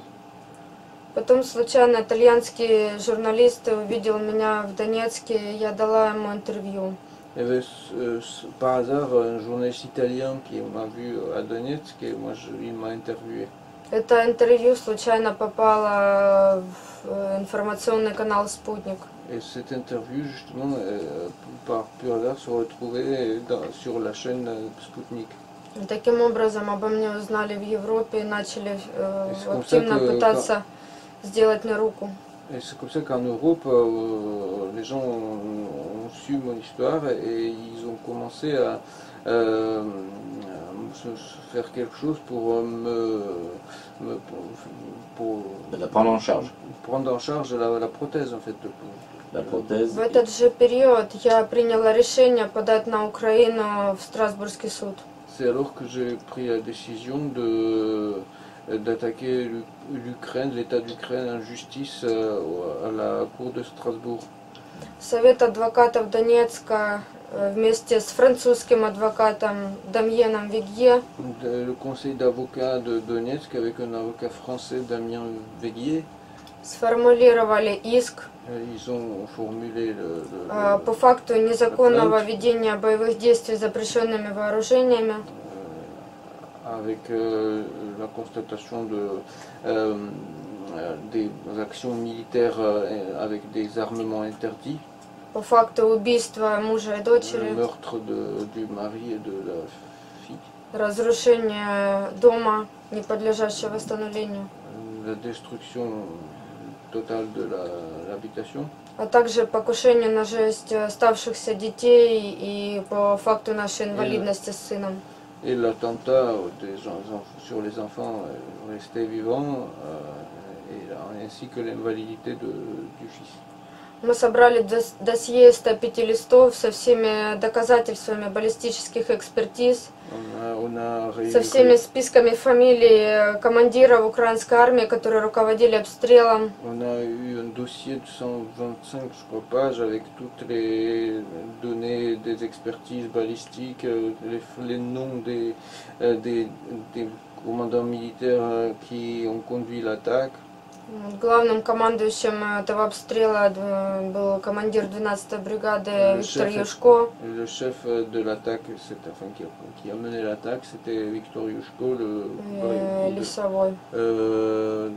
du numéro de la brigade, je ne sais plus laquelle, de l'armée ukrainienne, 12e brigade. Он с гордостью давал интервью в Ютубе, как мощно и метко стреляют украинские ракеты. Il a été très fier dans son interview sur YouTube où il disait qu'est-ce qu'il tire précisément. 2 года назад мы направили на имя Франсуа Олланда иск с моими видеопоказаниями. Il y a 2 ans, on a envoyé une plainte directement à François Hollande avec les témoignages en vidéo. Приблизительно через год из Женевы нам пришло письмо, что жалоба принята к рассмотрению. Un an plus tard environ, nous avons eu une réponse de Genève disant que la plainte a été en train d'être examinée. В результате чего и на сегодняшний день я подвергаюсь политическим преследованиям со стороны Украины с тем, что я являюсь гражданкой Украины, ношу украинский паспорт. En résultat, jusqu'à présent, je suis persécuté par le pouvoir ukrainien, enfin officiel ukrainien, car j'ai un passeport ukrainien, je suis une citoyenne ukrainienne. И это было огромной сложностью для меня в связи с выездом на протезирование в Италию. Не было документов, выехать на территорию на Украины не было возможности, поскольку я понимала, что меня ждет тюрьма. J'ai eu beaucoup de mal à sortir, aller en Italie pour mettre une prothèse, parce que en Ukraine, j'aurais été emprisonné et il était très difficile de régler les questions des papiers. Больше года ассоциация по спасению детей во главе с Эннио Бардата пыталась приложить все усилия, чтобы забрать меня в Италию на протезирование. Pendant plus d'un an, l'association Ennio Bordata, c'est ça, qui s'est battue pour pouvoir me récupérer avec les enfants pour pouvoir faire l'opération. Но это было невозможно, поскольку обязательным условием был выезд на Украину для получения загранпаспорта. Et la condition indispensable, c'était d'aller en Ukraine pour obtenir un passeport étranger pour sortir du pays et je ne pouvais pas y aller. Других способов не было. Даже на высшем политическом уровне никто не давал согласия на мой выезд. Même au niveau politique, personne ne donnait l'autorisation que je puisse sortir. Весь этот год мы продолжали оставаться под обстрелами в Донецке. Pendant tout ce temps, on était à Donetsk, qui était toujours pilonné. Самой финальной точкой был День независимости Украины, и центр города Донецка просто на части расстреливали из тяжелой артиллерии. Le point final, c'était quand le jour de l'indépendance d'Ukraine, c'est-à-dire le centre de Donetsk avait été bombardé très sévèrement. Le jour de l'indépendance de la DNR. Non, le jour de... le jour de la fête de l'indépendance. То есть это был День независимости Украины. Да, это нас так поздравляли. C'était la fête d'indépendance d'Ukraine qui, pour ainsi dire, ainsi félicitait la... Oui. La DNR. Qui était commémorée par des bombardements de Donetsk. Oui.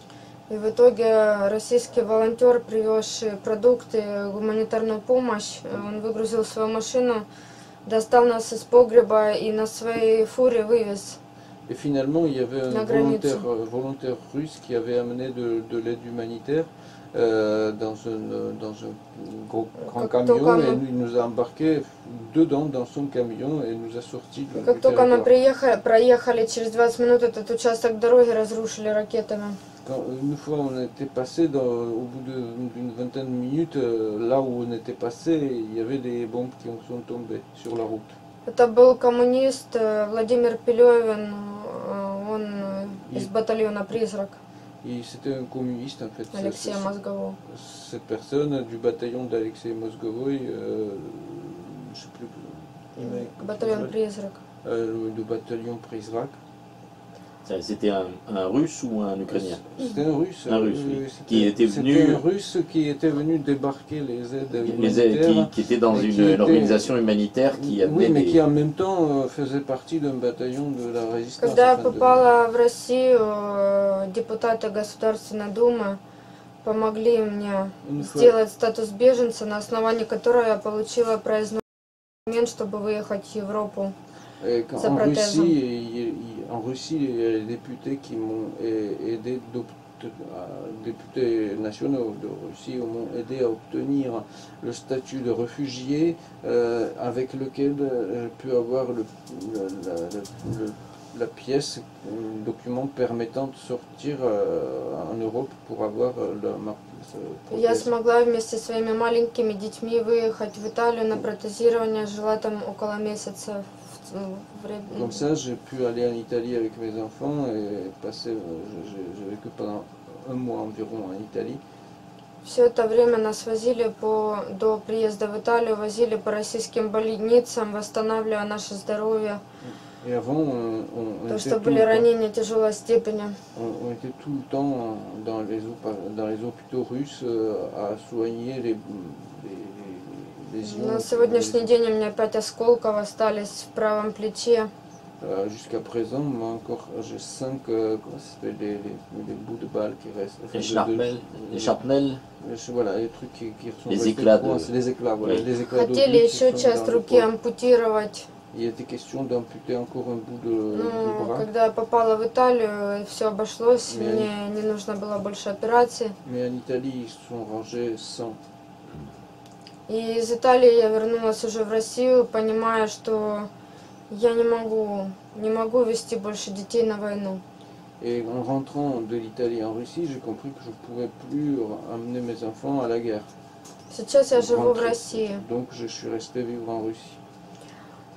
По национальности я русская, у меня абсолютно русские родители, русская мама, папа, бабушки, дедушки. Но территориально я родилась при Советском Союзе на Донбассе, поэтому у меня украинский паспорт. Je suis ethniquement complètement russe,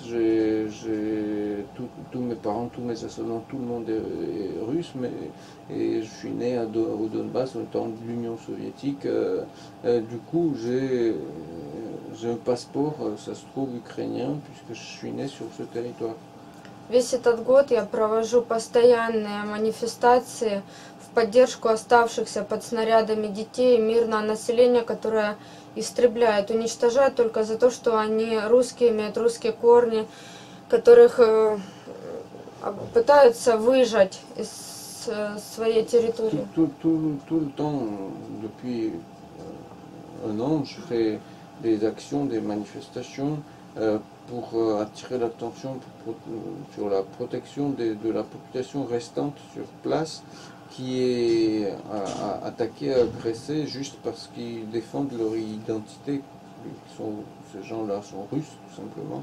Из гуманитарной миссии с целью спасти всех этих людей от массового геноцида я приезжаю в Европу с выставкой фотографий, подтверждающих. Je fais aussi voilà, les sorties en Europe avec une exposition de photos qui prouvent les actions génocidaires contre cette population.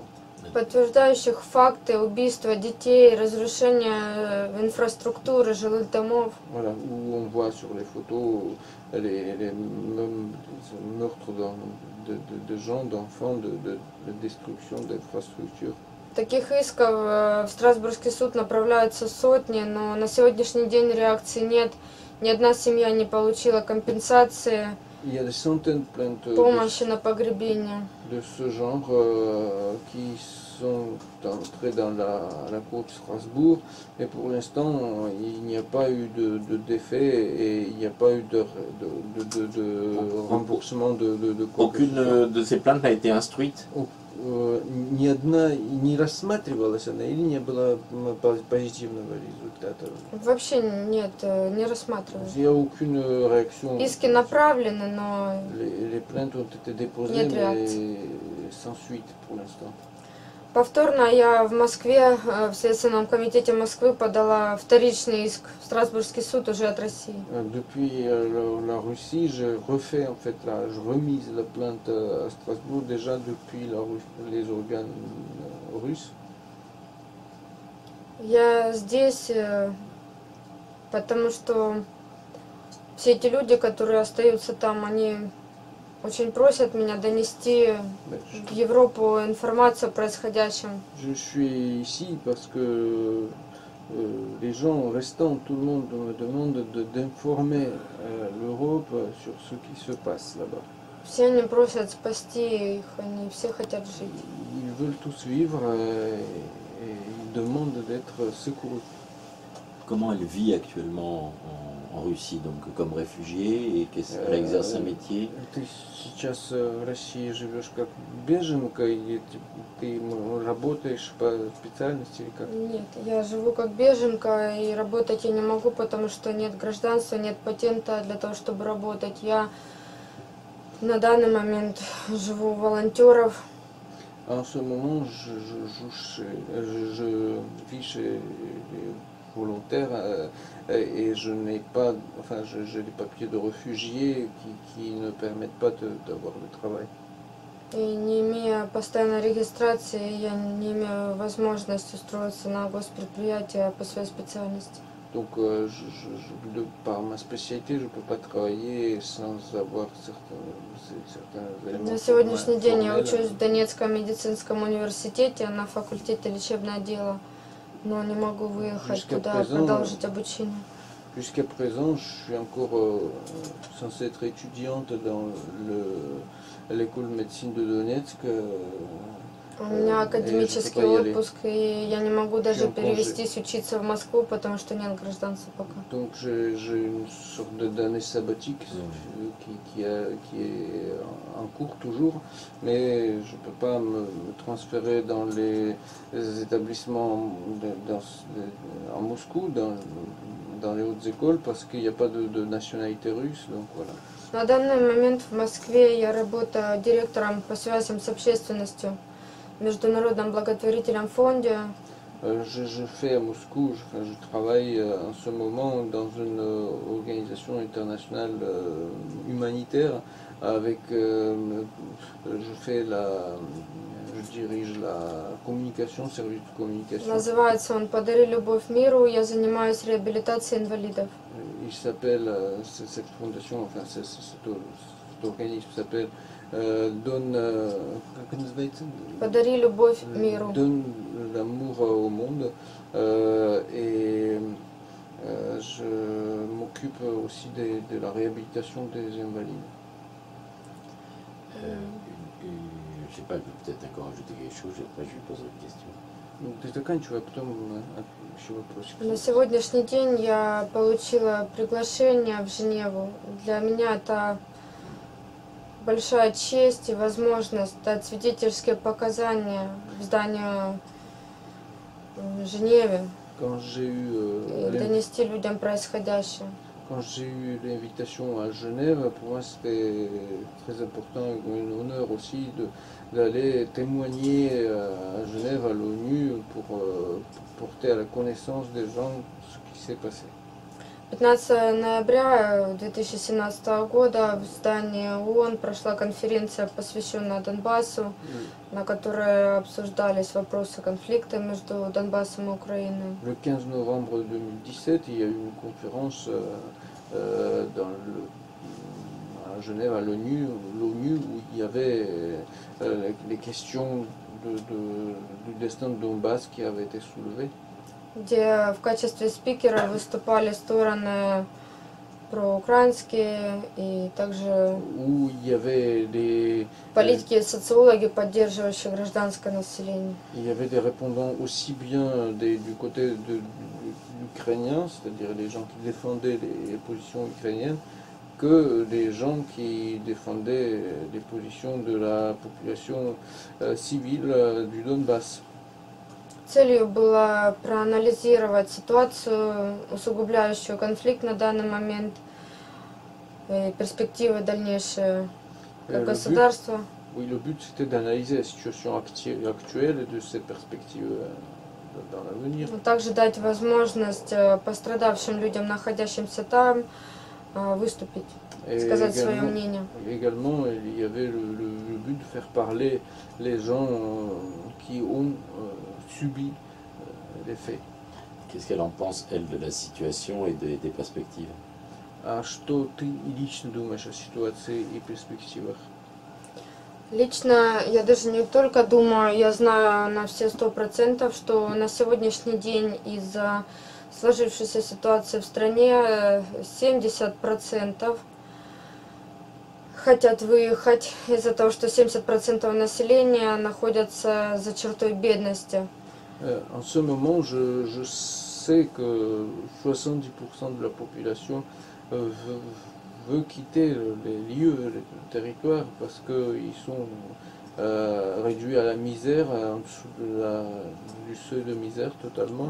В основном это молодежь, люди брошены на выживание. C'est les jeunes qui sont en train d'essayer de survivre. Страна находится в глубочайшем кризисе. Страна, в смысле Донбасс или вся Украина? Toute l'Ukraine se trouve dans une crise extrême.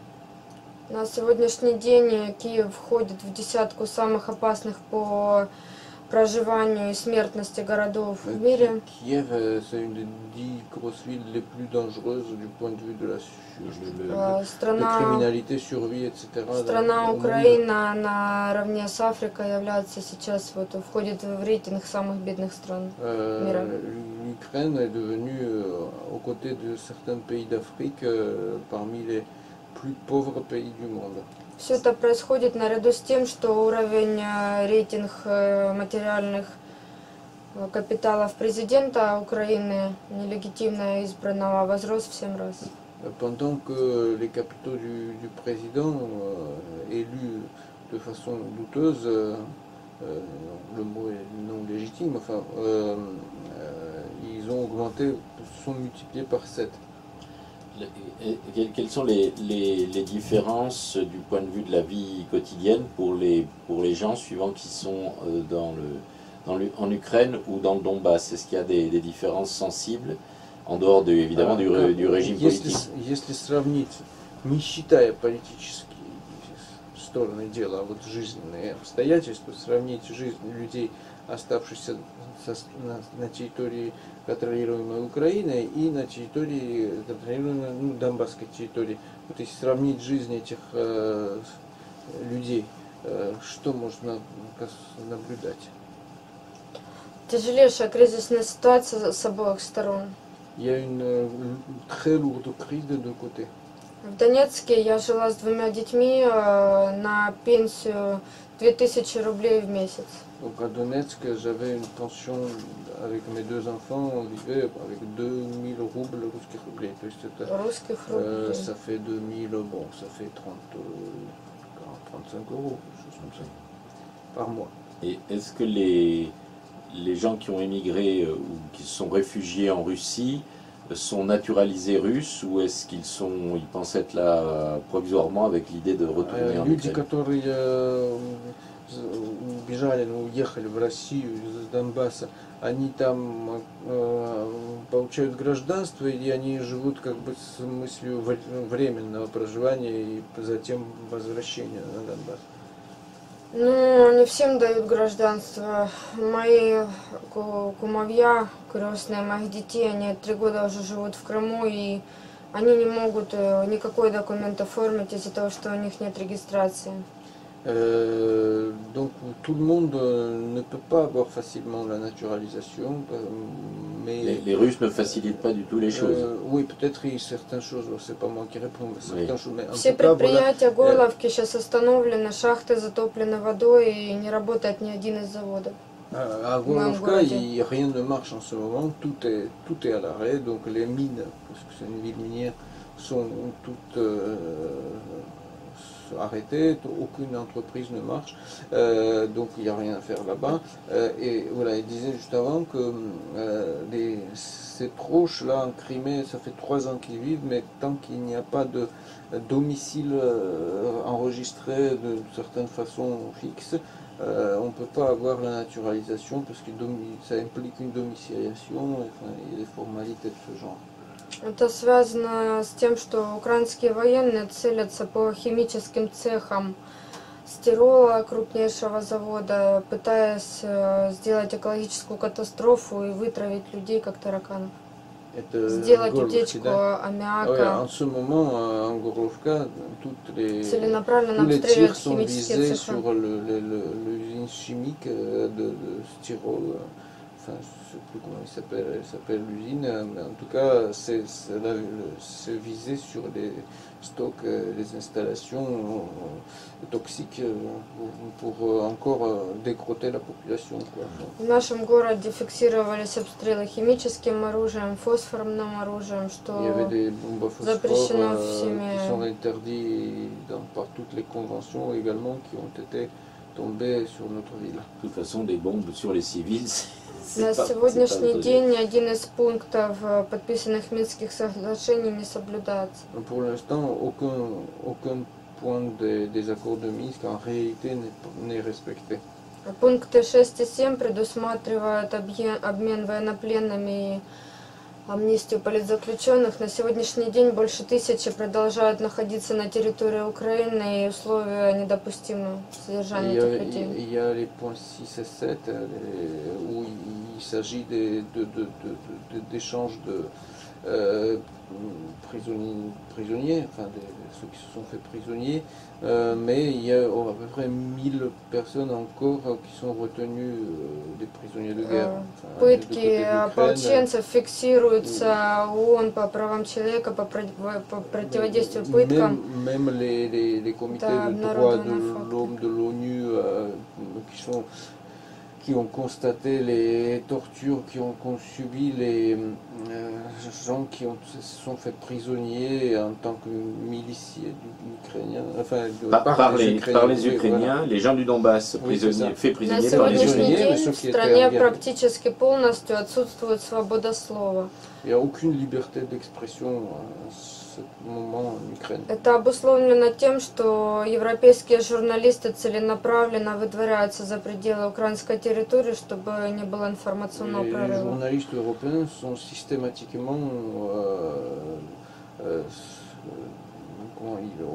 Совсем недавно были выдворены итальянские журналисты.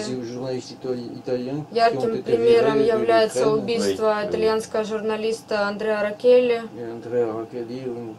и его переводчика Андрея Миронова. Еще одним фактом геноцида является так называемый языковой закон, который унижает национальное достоинство русских. Et puis il y a la loi linguistique, la fameuse loi linguistique qui vient de passer. Происходит массовая украинизация, что оказывает психологическое давление на детей. Когда моя Катя ходила в школу, учителям запрещали даже на переменах с детьми разговаривать на русском языке. Les professeurs il y avait une interdiction aux professeurs de parler russe même pendant les pauses entre les cours. En fait, il faut savoir qu'en Ukraine, enfin c'est moi qui dis, en Ukraine, il n'y a pas de la population ukrainophone et russophone, c'est ce qu'on dit en général. Le russophone est tout le monde. Il n'y a pas de non-russophone. Tout le monde parle russe, évidemment. Ça c'est très spécifique. На сегодняшний день 80% ненавидят украинскую власть. 80% de la population d'Ukraine en ce moment déteste le pouvoir en place. Люди этого президента не выбирали путем вооруженного государственного переворота. К власти пришли олигархи проамериканского толка, а также они пропагандируют галицкий национализм и называют себя бандеровцами. Voilà, c'est ceux qui font la propagande du nationalisme galicien et qui se nomment les bandéristes. На сегодняшний день представители правого сектора ходят по улицам Киева с нацистской символикой, со свастиками. Les membres du правый сектор qui déambulent à Kiev avec les croix gammées. На День Победы избивают ветеранов Великой Отечественной войны. Et le jour de la victoire массово оскверняют могилы солдатов.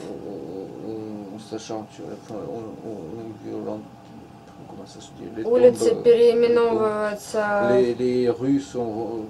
Улица Бандеры, Артемовск переименован в Торецк. Висят плакаты Бандеры. В стране царит полная анархия. Процент доверия к президенту 4,5.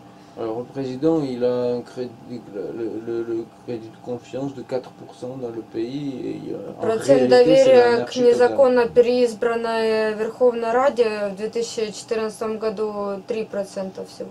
Et le Parlement, en ce moment, il a 3% de soutien en fait, dans la population. На сегодняшний день парламент Украины так и голосует против того, чтобы 4 миллиона людей Донецкой и Луганской областей участвовали в выборах, в голосовании. Ah oui, le Parlement, il est contre en réalité d'intégrer dans les votes la population, de faire voter la population du Donbass, parce qu'il y a 4 ou peut-être plus de millions. На сегодняшний день более 400 жителей погибло с начала года, что на 16% выше, чем аналогичный период прошлого года. Cette année, donc 2017, apparemment depuis le début de l'année, à peu près 400 personnes sont mortes sur le conflit, et ce qui est plus de 15-16% que la 2016. Я подчеркну то, что украинская власть без условий войны не продержалась бы и 2 недель. Je soulignais que s'il n'y avait pas, si le pouvoir actuel en Ukraine n'avait pas conduit cette guerre à Donbass, il n'allait pas tenir même pas 2 semaines. Единственным способом выйти из кризиса для страны – это война. Sans la guerre, le soutien de l'Union européenne et le soutien de l'OTAN et des États-Unis. Oui, mais ça va avec. C'est-à-dire que si dans le pays il n'y avait pas cette situation de guerre, c'était la paix, ce pouvoir-là qui est en place n'avait aucune chance de rester au pouvoir. C'est ça qu'elle veut dire. C'est-à-dire Ситуация на данный момент крайне тяжелая. Force-majeure permanent, et comme ça, il se légitime. Ситуация на данный момент крайне тяжелая. Перед моим уездом расстреляли отца 3 детей в Горловке. Это мирные абсолютно жители. Разрушение продолжается. Très mauvaise parce que avant mon départ, до приезда сюда, вот сейчас прямо, tout à l'heure, il y a quelques jours, il y avait un père de 3 enfants qui avait été фиксируется ОБСЕ, но тем не менее миротворческие войска на линию боевых столкновений не вводятся. Il y a toujours des bombardements, des actes de guerre. Oui, il y a des actes de guerre apparemment, mais qui sont plus ponctuels. Enfin, et il n'y a pas de contingent comment ça s'appelle, les forces de paix, enfin, les casques bleus. Les casques bleus, oui. В городе дети уже знают, когда это прилет, когда улет, когда они находят осколки снарядов, они знают, от какого калибра это игрушки. Le calibre des éclats d'obus qu'ils trouvent dans la rue, ils savent à quelle heure Люди в своих огородах находят осколки снарядов, дети играют такими играми. Les enfants jouent avec la ferraille des éclats d'obus qu'ils trouvent dans les jardins. Многие дети получили очень тяжелейшие ранения на территориях, оставленных украинской армией, где не до конца были разминированы. Дети напарывались на мины. Par mines laissées sur des territoires quittés par l'armée ukrainienne. Сейчас даже в Москве находится. Конечно, но я выросла в семье шахтеров. У меня абсолютно вся семья шахтеры. Папа, брат, дедушки, бабушка, все работали в шахте всю свою жизнь.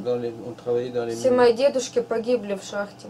Et mes grands-parents sont morts dans les mines, dans les accidents de mines. И сейчас у них не укладывается в голове, что каждая тонна угля, она омыта шахтерской кровью. Каждый кусочек, ради которого они трудились, они должны оставить и уйти. Ils n'arrivent pas, les gens là-bas, ils n'arrivent pas à accepter de partir des endroits où toute la terre en fait elle est liée aux vies des mineurs qui ont laissé leur vie en fait en se battant en fait pour les idées. Живут, что они пришли на Донбасс и у них будет по 6 соток у каждого земли, по 2 дончанина в качестве рабов. Они верят в это. C'est vraiment, ils croient, ces gens, on leur dit qu'ils vont occuper le Donbass, chacun va avoir de la terre là-bas et ils vont avoir un couple d'esclaves des locaux. Oui. Est-ce que dans le Donbass, le centenaire de la Révolution est encore commémoré? А в Донбассе празднуют сегодня столетие революции? Да, конечно. Oui, en Ukraine évidemment non, mais в Украине, естественно, не празднуют. В Украине запретили коммунистическую партию. En Ukraine, le parti communiste a été interdit. Oui, mais donc et les statues de Lénine virées, etc. Mais dans le Donbass, il y a encore une mémoire, une idéologie qui est maintenue dans la population. В народе как бы вот память об идеологии. Донбасс, c'est le monde russe. Donc tout ça, c'est... Le monde russe célèbre la révolution d'octobre. Русский мир, он, значит, Октябрьскую революцию празднует. Je pose la question parce que c'est maintenant. Oui, c'est ça. Но русский мир, значит, празднует Октябрьскую революцию. Oui, c'est réellement. Bah oui, on le sait. 9 мая – это огромный праздник для Донбасса. У нас очень почитают ветеранов. Oui, le jour de la victoire, bien sûr, mais en plus la révolution. Ну, больше всего я не желала бы французской публике, чтобы Украина с тем деградировавшим населением, которое с такой идеей осталось, вошла в состав Евросоюза. Я считаю, что Евросоюзу не нужно такое население, которое такое извращенное восприятие мира. Это опасные для жизни люди. Ce que je souhaiterais aux Français, au public français, c'est que la population telle que, enfin, l'État tel qu'il est actuellement en Ukraine ne puisse jamais intégrer l'Europe parce que c'est une population qui a subi, qui est psychologiquement orientée de façon très dangereuse en ce moment et elle n'est pas compatible avec la vie normale. Мне бы не хотелось, чтобы во французском обществе появились такие... J'aimerais pas que la société française soit confrontée à par exemple, à des espèces de brutes pareilles à ceux qui viennent tirer sur Donbass. Хотелось бы, чтобы граждане Украины сняли розовые очки и наконец-то поняли, что никогда частью Европы Украина не была. Это всегда была часть Российской империи. И это невозможно. Чтобы жители Украины поняли, что без Донбасса Европе никто не нужен. La population ukrainienne un jour enlève ses lunettes roses donc ils sont en train de penser encore que l'Europe aurait besoin d'eux alors qu'elle n'a jamais besoin d'eux sans le Donbass. Alors le Donbass c'est autre chose parce que c'est 4 миллиона людей ориентированы на Россию. Они все, вся промышленность у нас, все деньги на Донбассе. Ils sont complètement orientés vers la Russie en ce moment. Et qu'est-ce qu'elle répondrait ou qu'est-ce qu'elle pourrait dire aux journalistes français qui, à l'époque où elle-même était bombardée, où donc une partie de sa famille a été éliminée, où elle-même a été gravement blessée, il faut qu'elle sache, je ne sais pas si elle le sait, que la plupart des journalistes français officiels expliquaient qu'on ne savait pas d'où venaient les bombes, et laisser supposer que ça pouvait venir du côté des gens du Donbass, de la DNR ou des... Я не знаю, знаешь ли ты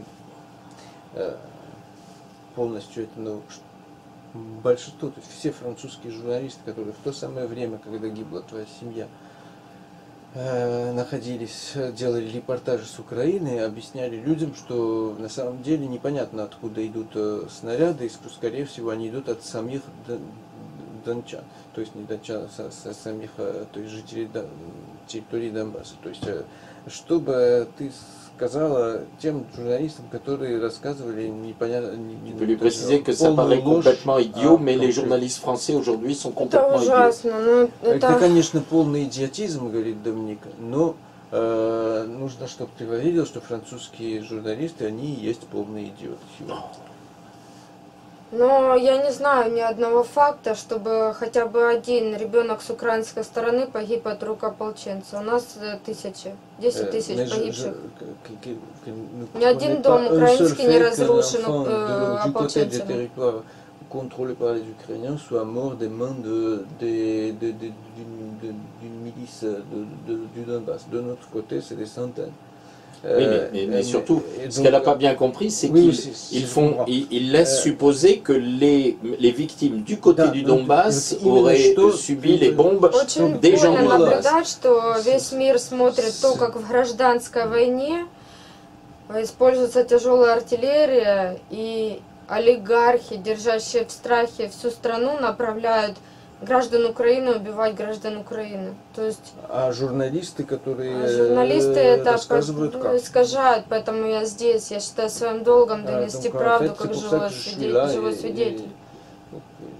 C'est pour ça qu'elle est là, parce que les journalistes n'apportent pas la vraie situation. Очень хочется, чтобы мир открыл глаза действительно на то, что происходит. C'est bien si le monde ouvre les yeux sur ce qui s'est passé, ce qui se passe. Merci Anna. Merci. Спасибо за приглашение.